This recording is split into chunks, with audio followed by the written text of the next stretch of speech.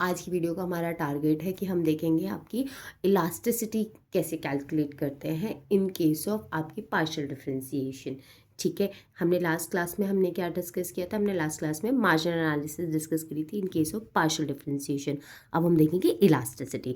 सबसे पहले हम देखेंगे सिंपल इलास्टिसिटी कैसे कैलकुलेट करते हैं। तो स्टूडेंट्स, इलास्टिसिटी क्या होती है?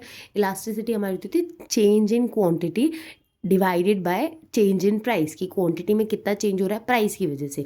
तो हम सिंपल क्या करते थे सिंपल इलास्टिसिटी के केस में कि एक्स का जो डिमांड है वो कितना चेंज हो रहा है उसके प्राइस की वजह से, उसको फिर हम मल्टीप्लाई कर देते थे प्राइस डिवाइडेड बाय क्वांटिटी।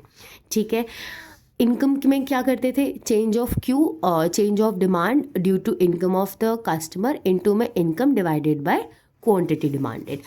इसी तरीके से रिलेटिव प्राइस इलास्टिसिटी में हम क्या करेंगे? सबसे पहले हम डायरेक्ट पार्शियल इलास्टिसिटी कैलकुलेट करेंगे। तो आप देखेंगे कि मैंने ना यहाँ पे इलास्टिसिटी में N11 किया है।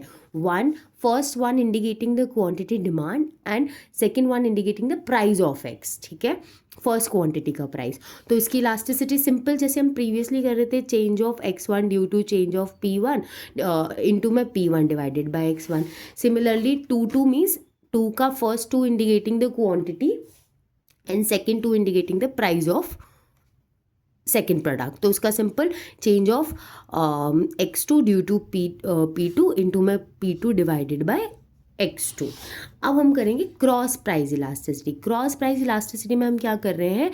N12, so 1 indicating the demand of first product and 2 indicating the price of second product. तो इसको हम कैसे कैलकुलेट करेंगे? Change of x1 due to change of price 2 into में p2 divided by x1। And इसी तरीके से हम next cross partial elasticity calculate करेंगे N21। So 2 is quantity of x2, divide कर देंगे हम उसको p1 से, विद रिस्पेक्ट ऑफ p1 उसका चेंज देखेंगे इनटू में p1 divided by x2। Okay, similarly अब हम इसका एक क्वेश्चन देखते हैं तो हमको ये चीज़ें ज़्यादा क्लियर हो जाएंगी। ठीक है, so this is the question. Question में क्या है आपका? ये आपका x1 का पूरा फंक्शन है। x1 is equal to p1 का पार माइनस 0.6 एंड p2 का पार 0.8। तो सबसे पहले हम इसकी 4 प्राइस इलास्टिसिटी बतानी है क्यों, और सेकेंड प्रोडक्ट का डिमांड फंक्शन आपका ये रहा। ठीक है, तो क्रॉस प्राइस इलास्टिसिटी में, उस 4 प्राइस इलास्टिसिटी में सबसे पहले हम देखेंगे N11 कैसे कैलकुलेट हुआ। मैंने इस फंक्शन को पहले p1 के रिस्पेक्ट में डिफ्रेंशिएट किया, फिर p1 डिवाइडेड बाय x1 कर दिया। जब मैं इसका डिफ्रेंशिएशन करूँगी तो 2 एज इट इज़ आ जाएगा एंड इसमें से -1 कर दिया इसकी पार में से, और ये मेरा कांस्टेंट हो जाएगा। तो एज इट इज़ लिख दिया मैंने, और इधर मेरा क्या हो जाएगा? p1 डिवाइडेड बाय x1 की जगह अगेन जब मैंने अपना फंक्शन लिखा तो ये सारी की सारी चीज़ें आपस में कट हो जाएंगी और सिर्फ इसकी पावर बचेगी। सो पावर कितनी बची? -0.6। सिमिलरली जब मैं N22 निकालूंगी तो अब मैं इस वाले फंक्शन को p2 की रिस्पेक्ट में डिफ्रेंशिएट करूंगी। तो वो कैसे करूंगी? देखो, 3p1 की पावर 0.7। अब ये तो कांस्टेंट हो गया, अब इसको मुझे डिफ्रेंशिएट करना है तो इसकी पावर आगे -0.5, p2 0.5 -1 इंटू में आपका आ जाएगा p2 डिवाइडेड बाय x2। ठीक है, तो अब ये आ जाएगा -0.5, 3p1 0.7, p2 0.5 माइनस का इंटू में x2 और p2 और x2 की जगह पूरा का पूरा फंक्शन एज इट इज़ लिख दो। p1 उसकी पावर 0.7, p2 की पावर -0.5। अब आप इसमें एक चीज़ देखोगे कि सारी चीज़ें आपस में कट हो जाएंगी। 3 से 3 कट गया, इससे ये कट हो गया, और आपका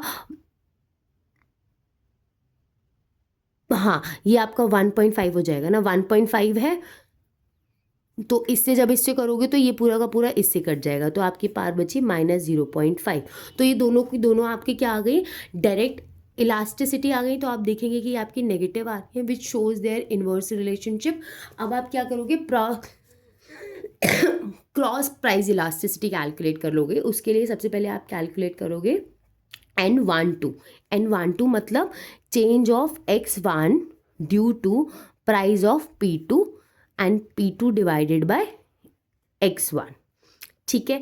अब इसमें बेसिकली हम क्या करेंगे, इस फंक्शन को P2 के रिस्पेक्ट में डिफ्रेंशिएट करेंगे, तो वो कर देंगे 2 इंटू में P1 minus 0.6 as it is, P2 0.8 minus 1 कर देंगे इंटू P2, एंड इस यहाँ पे हम पूरा का पूरा फंक्शन एज इट इज़ लिख देंगे 2P1 minus 0.6 P2 minus 0.8।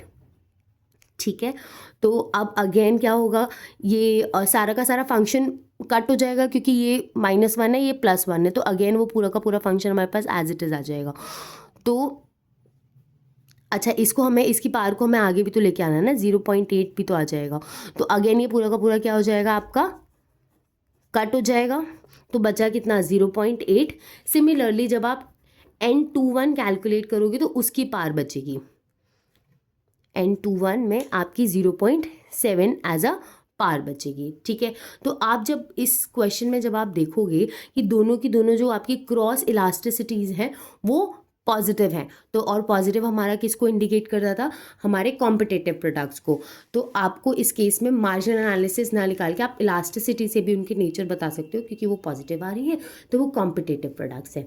Okay, आज के लिए, इस वीडियो के लिए इतना ही। नेक्स्ट टॉपिक हम नेक्स्ट वीडियो में देखेंगे। Thank you student, bye bye.